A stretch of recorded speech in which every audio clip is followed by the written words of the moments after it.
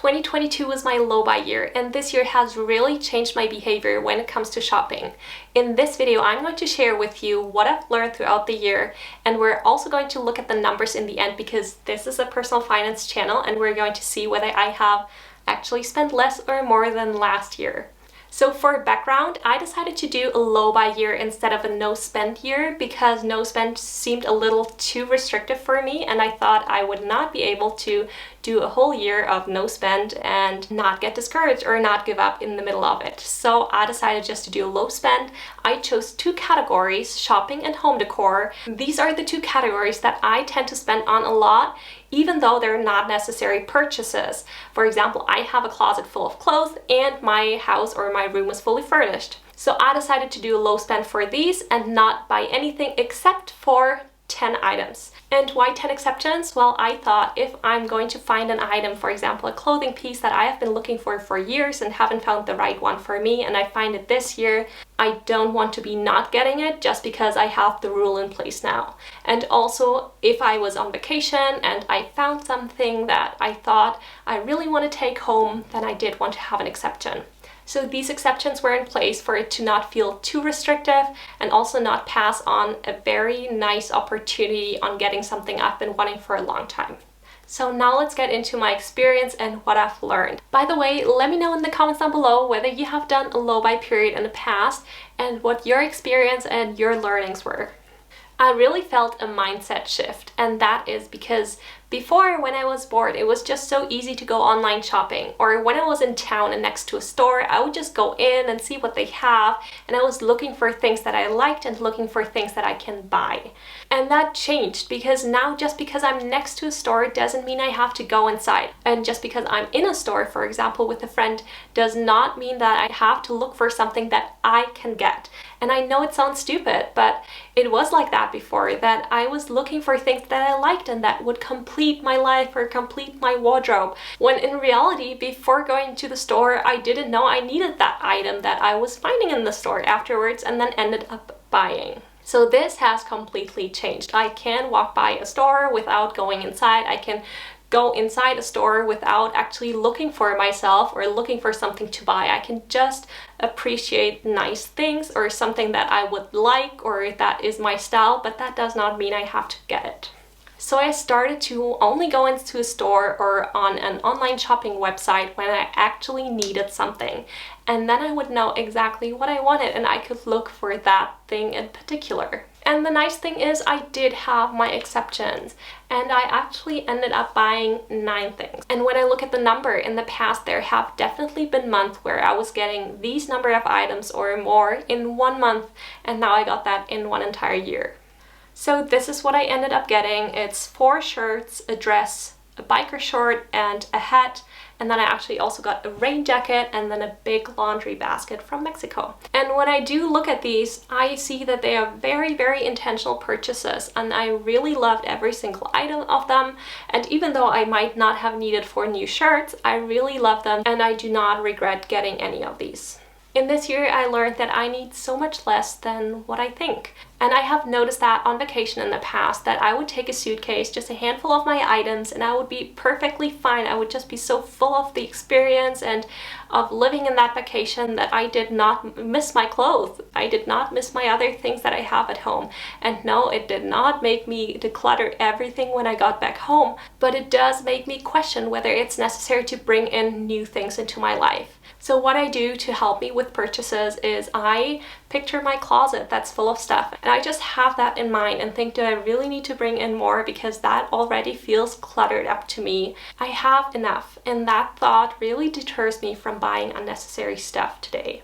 And one very interesting thing about this experiment as well is that I did not have to really think about the price. I grew up quite cost conscious and very frugal from my parents. And in the past, when an item was a little more than expected, I would sometimes feel guilt afterwards for spending that much money. And with the items that I've purchased this year, I did not worry whether it's a little more than what I wanted to spend because I was saving so much in general on that category. So that means so much less mental stress, no more guilt tripping about spending money, and also I bought more quality items. And no, I'm not talking about luxury items or any crazy numbers, but maybe the items cost like $10 or $20 more than I would usually spend on an item like that. So it gave me the freedom to purchase an item without thinking too much about the price if it aligned perfectly with my values and my closet. If you want to do a low spend for the next year or in the future, I really recommend choosing a few categories and not take everything and try to not buy anything, because that will just be very difficult. To me, it was also very helpful to have the acceptance. You could have a number like I had with the 10 pieces, or you could also think about a maximum amount that you want to spend in that year. And the key really was for me limiting the temptation. So I would not really go into the stores. I would not go to the online shopping websites to not get tempted too much. And if I did, I really had something in particular in mind. And that's also an advice I want to give to you. Be very particular of the things you're buying. Especially with clothes, I do have some things in mind that I want to get, but I have a very particular item in mind, and if it's not exactly that, I'm not going to get it because it's not what I actually wanted in the first place. And if it's just going to be second best or almost as good, then I will end up not really wearing it or not being happy with it in the long run, and then I'll just declutter it, and then why did I get it in the first place? So be particular about what you're buying and what you're bringing into your life. And now for the part you've all been waiting for, I'm going to reveal the numbers of what I spent in these two categories and in total last year. Because I was thinking to myself, even if I did spend less on these two categories, which I'm pretty sure I did, what about the other categories? Did I actually overspend in these categories just because I was limiting myself in shopping and home decor? We'll find out. Okay, so in 2022, I spent a total of 500 euros on shopping. And yes, it's the exact number, 500. And that includes the 9 exceptions that I got. Plus, I was also taking into account some Black Friday money, even though this Black Friday I actually did not get any clothes or anything like that. I only ended up getting a little bit of skincare and a little bit of hair care. So that is included here, but I wanted to include it because for the past years that I was also looking at, I included that number because it was way higher than what I spent this year on Black Friday. So I spent a total of 500 euros on shopping and home decor this year. Last year, which is a little embarrassing for me to say, but I spent 2,369 euros on shopping, including Black Friday. And I know that's not even all of it because I was still a flight attendant, and when I was on layovers, I would also get stuff, and that is not included in this number. So over 2,300 euros in 2021. And just because I know last year I spent a lot and it's not really representative of my past self, I was also looking at 2020 and 2019 figures. So in 2020, I actually spent 1,100 euros on shopping and home decor, and in 2019, I spent 1,200. So that also, these 2 years also do not include the layover shopping that I did. So yes, for the shopping and home decor budget, I actually managed to cut my expenses in more than half. So these were the two categories that I was intentionally spending or spending very little this year. But now let's look at the total that I've spent. So in 2021, I spent a total of 16,500 euros, and that includes everything. So every expense category that I have, from housing to shopping to food, everything. And in 2022, I spent a total of 18,500. So that's around 2,000 euros more in total than the year before. But then I remembered I did go on vacation, and my vacation expense this year was very high, unusually high. So I wanted to take a closer look at these numbers.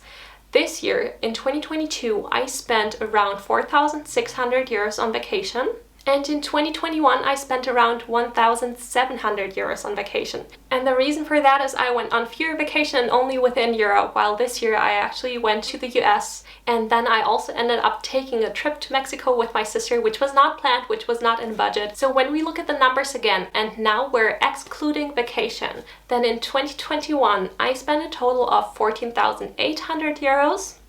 And in 2022, a total of 13,900. So I actually did spend a little less in 2022 if you don't take into consideration vacation. And I have to say, I'm not mad at spending more on vacation, because in total I spent less on other categories that to me are not so important and don't add a lot of value to my life. While on the other hand, the vacation and the experiences I have on vacation are priceless. And actually also for the future, that's where I want to spend my money on. I'm actually budgeting a higher number for vacation, which will be closer to the number that I have this year than the past years, because that's where I want to spend my money on. I don't want to spend it on just stuff and the 15th sweater or the 10th jacket. Like, why do I need that much stuff? It does not add a ton of value to my life, so I'd rather cut out these categories than on vacation. So these were the numbers. I don't know whether you were as surprised as I was, because I was definitely thinking I spent less in total this year than last year, and not only for the categories shopping and home decor. I was wrong, but it was mostly the vacation. So that was my update on the low buy year. I really enjoyed doing that, and I think the most important part was not even saving the money, but actually changing my behavior when it comes to shopping, because I would just mindlessly shop, and now I'm much more intentional with what I spend my money on and what I bring into my life. So maybe this video inspired you to also be more intentional with what you're buying next year, or maybe in the future you even want to try a low buy period for yourself, or maybe even a no spend month to just really question your automatic consumeristic behaviors. I can only recommend it, really. It did help me a lot, and I would definitely do it again. So thank you for watching this video, and consider subscribing. I do a lot of personal finance content, but also some on simple living or more intentional living. So subscribe to my channel, and I'll see you in the next video. Bye!